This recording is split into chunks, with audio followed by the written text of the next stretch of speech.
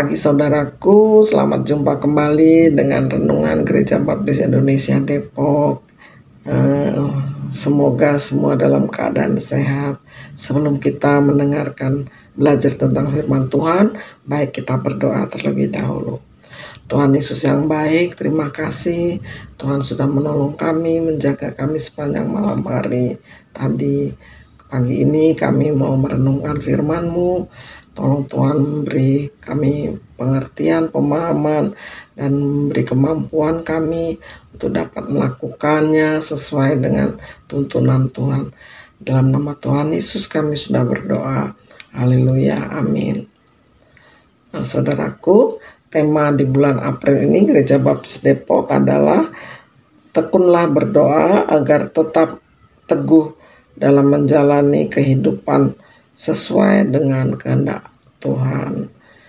Dan judul renungannya saya tulis, Tuhan menjawab doa dengan cara yang berbeda. Natsnya diambil dari Matius 11 ayat 28 sampai 29. Matius 11 ayat 28 sampai dengan 29 bunyinya demikian.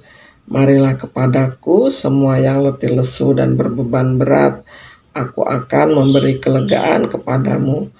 Pikulah kuk yang kupasang dan belajarlah kepadaku, karena aku lemah lembut dan rendah hati, dan jiwamu akan mendapat ketenangan.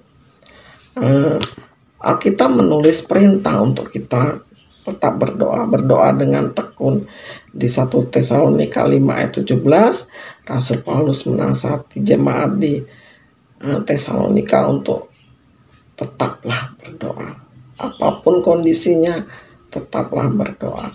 Sedangkan di Markus 14 ayat 38, Tuhan Yesus mengajak murid-muridnya untuk terus berdoa.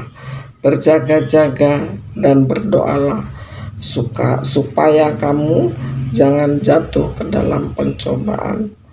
Roh memang penurut, tetapi daging lemah. Jadi tekun berdoa sangat kita sebagai manusia sangat kita perlukan. Sayangnya untuk tekun berdoa, tidak henti-hentinya berdoa itu tidak mudah untuk dilakukan. Alasannya banyak, tidak ada waktu, nggak sempat, bosen, berdoa terus, nggak ada perubahan, atau Tuhan kan maha tahu, dia ngerti apa yang saya perlukan. Nggak usah berdoa deh, buang capek-capek. Tuhan sayang sama saya, kalau memang Tuhan sayang sama saya, pasti dia menyediakan semua kebutuhan saya. Atau ada yang berkata juga, masih banyak kegiatan, kepentingan yang saya harus lakukan. Berdoa nanti aja saya deh. Jadi doa belum menjadi prioritas seseorang. Belum tentu loh yang saya minta itu seperti dijawab Tuhan persis seperti yang saya doakan. Dan memang benar sekali apa yang kita minta itu tidak selalu diberi oleh Tuhan persis seperti yang kita miliki, karena jawaban Tuhan bisa saja ya oke, sekarang juga diberikan. Wah, kita senang sekali kalau jawaban doa itu begitu. Atau juga tunggu, kata Tuhan, tunggu. Jadi kita diminta bersabar menunggu waktunya Tuhan. Jadi kita terus doa terus menerus. Tapi ada juga Tuhan bukan tidak menjawab doa, tetapi jawabannya adalah tidak. Itu yang membuat kita kecewa dan orang menjadi ngambek. Aku berdoa Tuhan tidak jawab, bukan tidak jawab. Jawabannya adalah tidak. Karena di Yakobus berkata bahwasanya doa yang kita minta itu untuk kepentingan kita sendiri, untuk memuaskan keinginan kita sendiri. Tuhan tidak menjawabnya. Tuhan menjawabnya dengan kata tidak, bukan tidak menjawab. Tuhan tetap menjawab doa. Nah, bahkan orang jadi menolak diajak berdoa karena buang waktu, sibuk. Gereja-gereja kalau ada acara pesta syukuran itu ramai yang hadir, tetapi ketika jam doa atau persekutuan doa hanya sedikit yang hadir, karena masih banyak orang yang belum mengerti akan perlunya tekun berdoa. Dari Matius 11 ayat 28-29 ini kita dijelaskan Tuhan bahwasanya Tuhan menjawab doa itu dengan cara yang istimewa, dengan cara yang berbeda dengan yang di pikiran kita. Ada syarat yang Dia minta supaya kita mendapatkan jawaban doa yang tepat. Di Matius 11 ayat 28, marilah kepadaku, katanya. Kita berdoanya harus diminta Tuhan itu datang kepadanya, bukan sambil lalu. Tuhan memerlukan waktu yang khusus, ada komunikasi yang intens, ada deep conversation bahasa Inggrisnya dengan Dia. Datang kepadanya, marilah kepadaku. Bukan Tuhan butuh kita, tetapi kalau kamu mau diberikan jawaban doa, datang kepadanya. Ada waktu khusus yang kita siapkan untuk berdoa. Yang kedua, pikulahkuk, kata perintah yang kedua, pikulahkuk.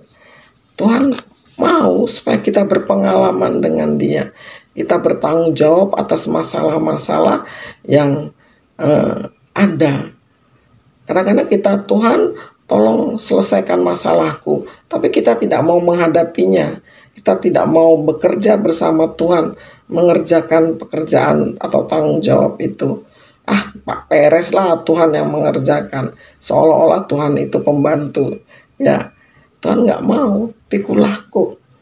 Dan di ayat 30 berkata, pikul. Kalau kita bersama dengan Tuhan, beban atau kuk yang Dia berikan itu enak, ringan, karena kita bersama dengan Dia. Kalau terasa berat, karena kita tidak bersama dengan Dia. Tuhan mau kita bertanggung jawab atas permasalahan yang ada. Kita menghadapi, bukan lari dari kenyataan. Yang ketiga, belajarlah kepadaku. Tuhan mau kita meniru cara Dia dalam menyelesaikan masalah. Belajar berarti Tuhan mau kita melakukan proses penyelesaian masalah itu dengan caranya Tuhan. Waktu kita kecil, waktu kita belajar kehidupan ini, anak-anak kecil biasanya ketika diberi sesuatu, ibunya bilang terima kasih, dan kita menirukan terima kasih. Ketika ada lubang di depan kita, kita melihat orang tua melompat, kita belajar untuk melompat, ditolong melompat, dan setelah berikutnya kita bisa melompat. Demikian juga untuk masalah-masalah lain. Kita belajar bersama Tuhan. Belajarlah kepadaku. Kenapa harus belajar bersama Tuhan? Supaya cara kita dalam menyelesaikan masalah, cara kita dalam menikmati persoalan-persoalan itu tetap dalam jalur yang benar, proses yang benar, dan hasilnya pun benar. Itu Dia. Tuhan adalah Tuhan yang mengerjakan sesuatunya dengan proses yang benar.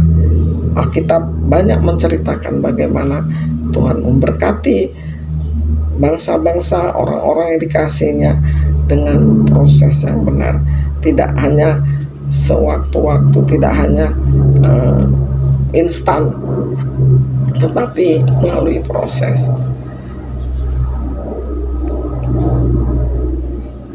Dengan datang mengalami pergumulan bersama dengan Tuhan, kita menjadi kuat, menjadi terampil, menjadi beradaptasi.